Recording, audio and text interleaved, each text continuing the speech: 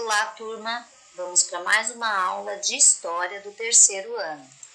Livro Liga Mundo, páginas 44 e 45. Nessa sessão, vamos falar sobre migração forçada e resistência escrava. A palavra migração quer dizer sair do país onde nasceu. Então, migração forçada é sair do país que você mora forçadamente, né? Contra a sua vontade.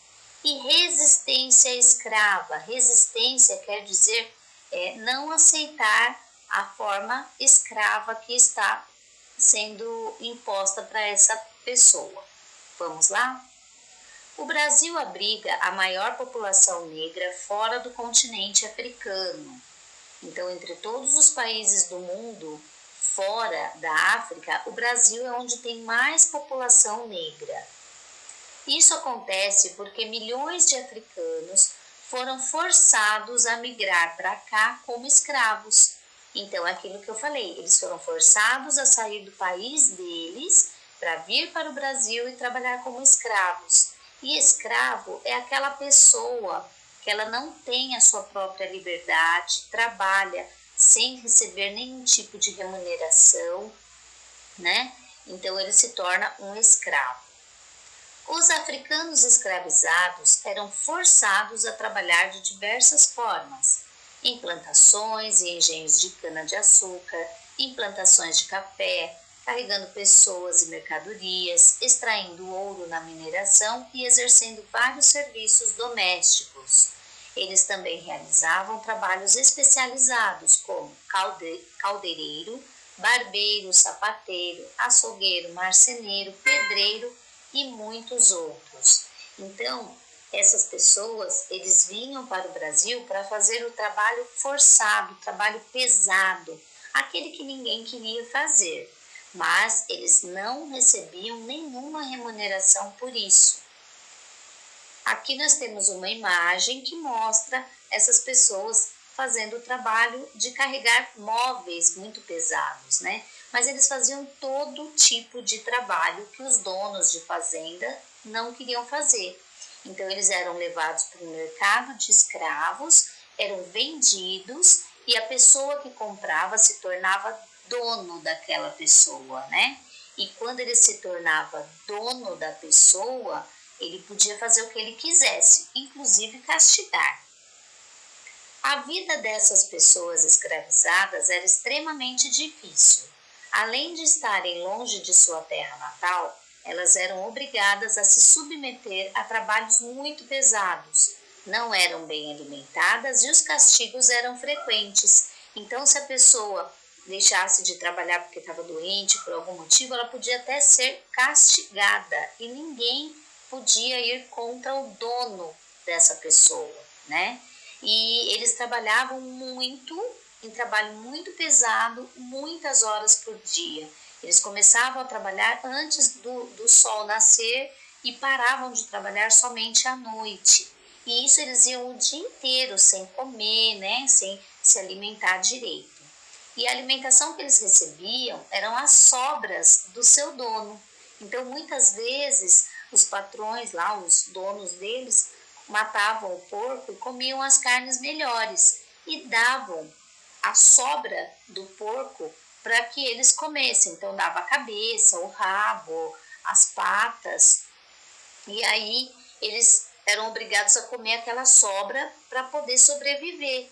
E foi assim até que nasceu a nossa feijoada, porque eles pegavam essas carnes e cozinhavam junto com o feijão para que eles pudessem ter forças, não ficarem doentes e trabalhar e não serem castigados. Eles dormiam em lugares grandes, que eram um lugar grande só para por escravos, e eram chamados de senzala. Não tinham cama, não tinham nenhum tipo de conforto. Eram jogados ali como se fossem animais. E as roupas também eram sobras dos donos que eles tinham que vestir. Por isso, houve resistência durante os mais de 300 anos de escravidão no Brasil. Essa resistência se manifestava de diferentes formas, como rebeliões, revoltas e fugas. Então, muitos escravos não aceitavam essas condições e eles se rebelavam, né? Eles criavam fugas, eles tentavam lutar, mas muitas vezes eles perdiam as lutas. E quando eles ganhavam, que eles conseguiam fugir, eles iam para um lugar. Então, as pessoas escravizadas que fugiam se abrigavam em quilombos e eram chamadas de quilombolas. Então, o lugar que eles iam era o quilombo, que era um lugar muito escondido no meio da mata, para que eles não pudessem ser encontrados. E aí, quem morava nesses quilombos eram chamados de quilombolas. Os agrupamentos de escravos fugidos eram chamados de quilombos e podiam ter algumas poucas pessoas, dezenas, centenas ou até milhares de moradores, como chegou a ter Palmares, o maior quilombo que existiu no Brasil e o que mais tempo durou. Então, o quilombo dos Palmares, ficava no estado de Alagoas e era muito grande, tinha muitas pessoas escondidas lá. E todos os governantes, os donos de fazenda, queriam descobrir onde ficava esse quilombo e não conseguiam encontrar. Página 45. Principais quilombos no Brasil. Grande parte dos escravizados que fugiram para Palmares e para outros quilombos do Nordeste tinha sido forçado a trabalhar na produção de açúcar. Já em Minas Gerais, muitos dos escravizados que habitavam os quilombos, com destaque para o quilombo do Abrósio, trabalhavam na mineração. Então, aqui nós temos o mapa do Brasil e cada quadradinho desse mostra um estado e o nome dos quilombos que existia nesses estados do Brasil. Então, aqui nós temos Minas Gerais, Goiás, São Paulo, Bahia, Sergipe, Alagoas, Maranhão, Pará e Amapá. São os principais quilombos, os principais lugares onde tinha quilombos no Brasil. Então, lendo esse mapa e sabendo sobre o texto, vamos responder as perguntas e vocês respondam no livro, tá bom? 1. O que eram quilombos e quilombolas? Olha só, aqui na página 44 já temos a resposta. Então, quilombo era o lugar para onde esses escravos fugiam e quilombolas eram as pessoas que moravam lá. Então, vamos responder? Quilombo é o lugar e quilombola é o escravo fugitivo. Essa é a resposta que vocês vão colocar na número 1. Número 2.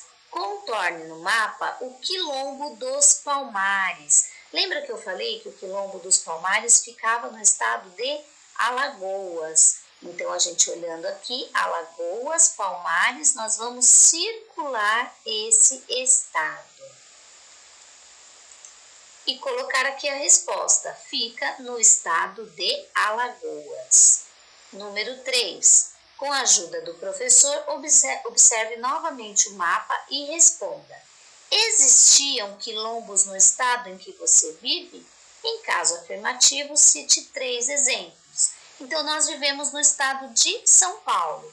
Vocês vão procurar aqui no mapa o estado de São Paulo e escrever 3 lugares, 3 quilombos que existiam no estado de São Paulo.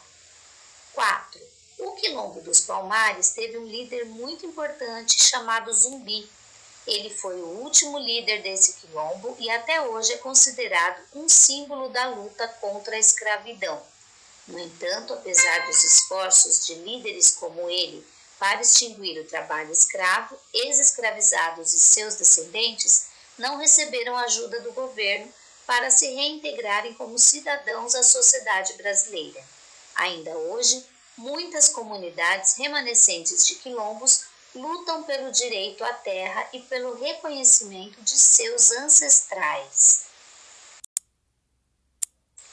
Então, esse homem chamado Zumbi, ele era um ex-escravo que ele ajudava outros escravos a fugir e levava para esse quilombo chamado Palmares.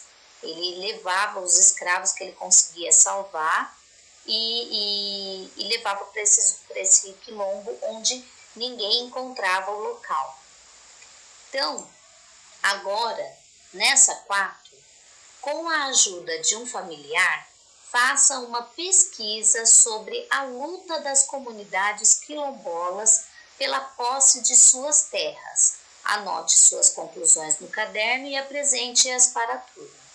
Crianças, o que vocês vão fazer? Depois da abolição dos escravos, que a princesa Isabel assinou uma lei onde libertava todos os escravos, essas pessoas, mesmo assim, elas não tiveram os seus direitos assegurados pelos governantes, pelos líderes, né? Eles, mesmo já sendo libertados, eles sofriam ainda com a falta de moradia, porque eles não tinham para onde ir, não tinham como morar em outro lugar, eles não conseguiam emprego, eles não conseguiam, as crianças eram proibidas de ir para a escola, eles continuaram sofrendo todos os preconceitos, sendo tratados como escravos, mesmo sendo pessoas livres. E isso foi se perdurando durante os anos e até hoje ainda existe essa desigualdade. Então, o que vocês vão fazer? Vocês vão fazer uma pesquisa simples, bem simples.